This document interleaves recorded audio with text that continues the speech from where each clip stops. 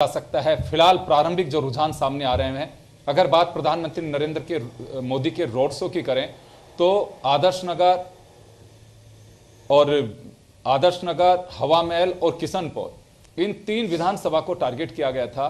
तीनों में ही कांग्रेस आगे चल रही है। एक बड़ी बात कही जा सकती है, प्रधानमंत्री नरेंद्र मोदी चेहरा और नरेंद्र मोदी की एक बड़ी छाप है, उनका अपना एक कद है। इस पे मैं उमेंद्र दादी जी के पास में जाना चाहूंगा। उमेंद्र जी, इसे क्या माना जाए, ये जातीय समीकरण, संप्रदाय के समीकरण, या फिर वहां का वोट कुछ इसी तरह का, या भीतरी घात बीजेपी को सामना करना पड़ रहा है? मैं कहूंगा अभी रिजल्ट का इंतजार करना होगा, जैसे ब्रजेश जी भी कह रहे हैं, लेकिन प्रारंभिक रुझान जो 5 राउंड कंप्लीट कर चुके हैं, यहां से तीनों कांग्रेस के प्रत्याशी आगे चल रहे हैं। देखिए योगेंद्र जी, युद्ध में जब एक सैनिक भी बचा होता है ना, तो ये माना नहीं जाता कि युद्ध समाप्त हो गया। तो अभी तो ये संघर्ष है, अभी चल रहे हैं मामला, इसमें ये नहीं कह सकते अभी अमुक व्यक्ति जीत गया, अमुक पार्टी जीत गई। बाद में ये कहना चाहूँगा, जैसे ये आपने अभी बताया कि 3 जो सीटें जहाँ मोदी जी का रोड शो हुआ वह कांग्रेस आ गई। देखिए इसका कारण ये हो सकता है कि जो भारतीय जनता पार्टी के जो प्रत्याशी थे वो भी नए नवेले आए, उनको जनता ने, हो सकता है मतदाताओं कार्यकर्ताओं ने उनको स्वीकार नहीं किया या उनके साथ में लगनी हुई। पार्टी की आंतरिक व्यवस्था को भी हम इसके लिए दोषी मान सकते हैं, साथ साथ में हम ये भी मान सकते हैं कि उनका मिसमैनेजमेंट इसके लिए मान सकते हैं। देखिए मोदी जी के प्रभाव की वजह से पूरे जिले में, पूरे राजस्थान में प्रभाव पड़ा ही है। जो मोदी बयार चली है उसका तो लाभ मिला ही है। तो ये कुछ क्षेत्रों में इस प्रकार का होना, ये नहीं कह सकते मोदी जी का प्रभाव नहीं है, मोदी जी के चेहरे को लाभ नहीं मिला। हाँ, ये कह सकते हैं कि जिस प्रकार से किशन पोल की बात की जाए तो किशन पोल में जो कांग्रेस के प्रत्याशी हैं अमीन खां, वो पहले भी विधायक रह चुके हैं, उनकी एक अपनी टीम है। भारतीय जनता पार्टी ने ऐसे व्यक्ति को टिकट दिया जिसको कार्यकर्ता नहीं जानते। ठीक है, एक दफा वो पार्षद रहे होंगे, लेकिन उनका संगठन में इतना प्रभाव नहीं जितना होना चाहिए। इसी प्रकार आदर्श नगर की बात की जाए तो वहाँ जो बीजेपी के नए प्रत्याशी हैं, वो पहले जो बीजेपी के अध्यक्ष थे अशोक परनामी जी, उनके स्थान पर नया दिए। देखिए जब हम किसी ऐसे व्यक्ति को टिकट देंगे जिसको पार्टी के कार्यकर्ता पचा नहीं पाए, तो नुकसान तो होता ही होता है। चाहे हम कितना ही बड़ा चेहरा लेके आए, कितने भी हम माहौल बनाने की कोशिश करें, उसका एक नुकसान होता है। वो हो सकता है भारतीय जनता पार्टी को यहाँ इनके जो मिसमैनेजमेंट का या जो टिकटों का वितरण है उसका कुछ नुकसान उठाना पड़ सकता है।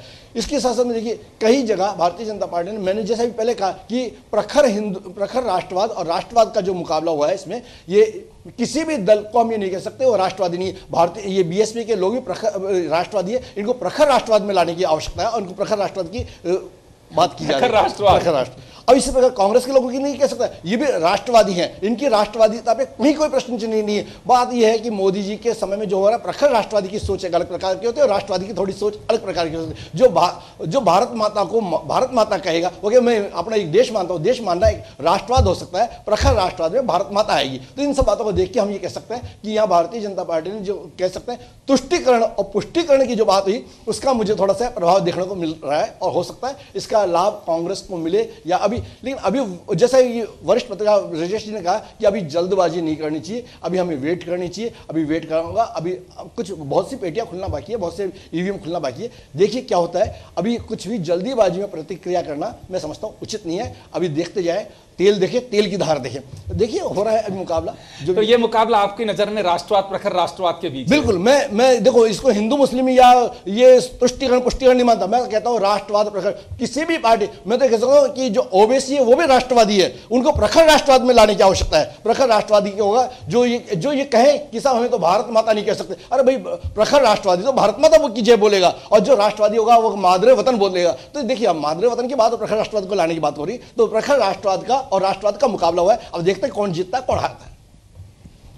चलिए मैं रवि आपके पास में आना चाहूंगा, और राष्ट्रवाद प्रखर राष्ट्रवाद की बात है, एक आपके लिए थोड़ी राहत की बात कही जा सकती है कि मोदी साहब का जो रोड शो था उस एरिया में फिलहाल बढ़त है, लेकिन अभी रिजल्ट क्या होगा ये इंतजार करेंगे जी। जैसा आपके माध्यम से भी पता चल रहा है, हम टीवी चैनल्स पे देख रहे हैं कि जहां जहां पर मोदी जी का रोड शो था वहां पर कांग्रेस आगे है।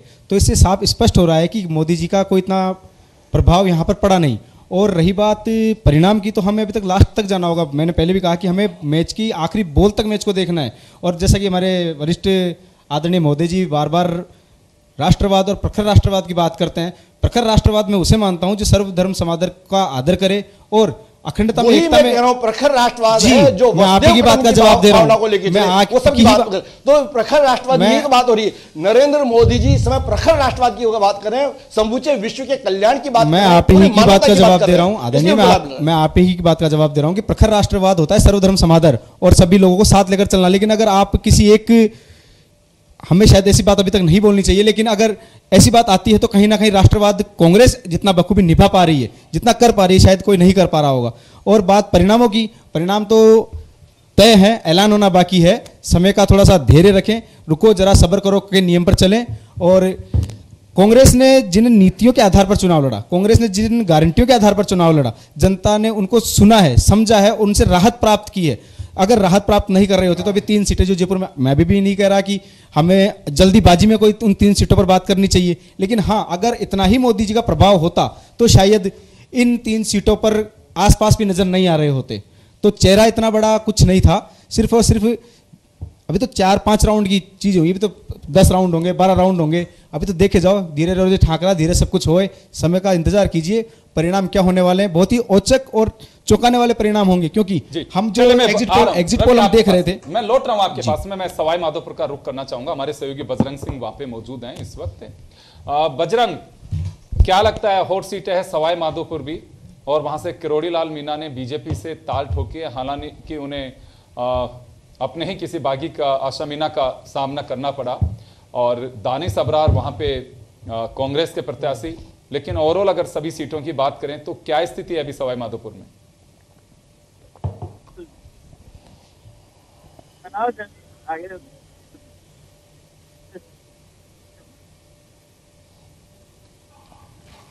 जी बजरंग,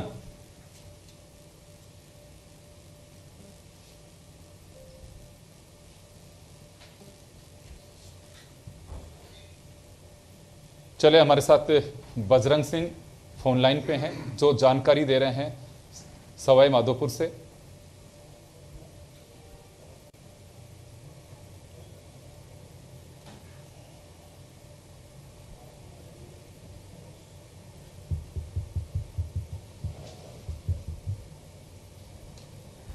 बहुत बहुत शुक्रिया बजरंग हमारे साथ में जुड़ने के लिए। तो बजरंग हमारे साथ में सवाई माधोपुर से जो वहां की सीटों की ताज़ा स्थिति हम तक पहुंचा रहे थे, और बता रहे थे कि जो वहाँ के लेटेस्ट अपडेट जो आप स्क्रीन पे देख रहे हैं वो वहाँ से अपडेट कर रहे हैं। दौसा की अगर हम बात करें तो दौसा के भी रिजल्ट बड़े चौंकाने वाले हैं। दौसा में 3 मंत्री राजस्थान सरकार में, मुरारलाल मीणा सिकराय से ममता भूपेश, और प्रसादी लाल मीणा लालसोट से। प्रसादी लाल ममता भूपेश पिछड़ रहे हैं, मुरारलाल आगे चल रहे हैं। और यहाँ मुझे लगता है कि बड़ा एक गुजर फैक्टर ने काम किया है वहाँ जो दिखाई दे रहा है, और वहाँ सचिन पायलट के करीबी मुरारलाल मीणा हैं, वो आगे चल रहे हैं इस वक्त। एक बड़ी खबर वहाँ से ये कही जा सकती है। मैं ब्रजेश जी का रुख करना चाहूँ। ब्रजेश जी, लगता है आपको कि गुजर फैक्टर वहाँ कहीं काम कर रहा है, जो सचिन पायलट के करीबी हैं वो आगे बढ़ रहे हैं, लेकिन दूसरे जो मंत्री हैं उन पर उसका असर दिखाई दे रहा है? निश्चित रूप से देखिए, इस बार इलेक्शन से पहले क्या हुआ कि जब अशोक गहलोत और सचिन पायलट का ये कन्फ्रंटेशन जो विवाद है जब सामने आया, तो उस विवाद का असर ये तभी लग गया था कि चुनाव में दिखाई देगा, और वो चुनाव में अब दिखाई दे रहा है। अभी आपने जैसे दौसा का बताया, ये ऐसे नहीं है, गुजर एक मत सारे सचिन पायलट के साथ है। इसका कारण है कि आपको ध्यान होगा कि पिछली बार गुजर सारे भारतीय जनता पार्टी के साथ थे, लेकिन इस बार ऐसा नहीं है कि भारतीय जनता पार्टी के साथ हो, इस बार सचिन पायलट के साथ हैं। उन्हें ये लगने लगा है कि अशोक गहलोत ने कहीं ना कहीं सचिन पायलट के साथ जितना न्याय होना चाहिए था उतना न्याय नहीं हुआ है। तो उसका असर ये हुआ है कि जो सिंपैथी वोट जो होनी चाहिए वो सचिन पायलट के फॉलोअर्स के साथ गए, या सचिन पायलट के जो 7 विधायक रहे या मंत्री रहे उनको गुजरों ने साथ दिया है। अदर कास्ट के दूसरी जातियों के वोटों के साथ साथ गुजरों का प्रबल बहुमत उनको मिला है, और इसका असर अभी रुझानों में दिख रहा है। लेकिन आपको ये आप देखना, जब चुनाव परिणाम पूरे आएंगे तो ये आपको सामने दिखाई देगा, इसका असर भी दिखाई देगा कि हाँ, गुजरों ने इस बार सचिन पायलट का साथ दिया है। अभी थोड़ी देर पहले जब परिणाम आने शुरू हुए थे तब ये हुआ था कि सचिन पायलट पीछे थे, कोई ये अंदाजा नहीं लगा रहा था कि सचिन पायलट आगे आ जाएंगे। लेकिन हुआ क्या, अंत में यही हुआ कि जब काउंटिंग शुरू हुई और परिणाम सामने आने लगे, उसका असर ये हुआ कि दिखने लगा कि हाँ, सचिन पायलट आगे आ गए। तो वही स्थिति मैं आपको आगे बता रहा हूं कि जिन जिन सीटों पर सचिन पायलट ने या सचिन पायलट के लोग थे या सचिन पायलट ने जिनमें समर्थन दिया है, वो उन सारी सीटों पर गुजरों ने उनको अपना साथ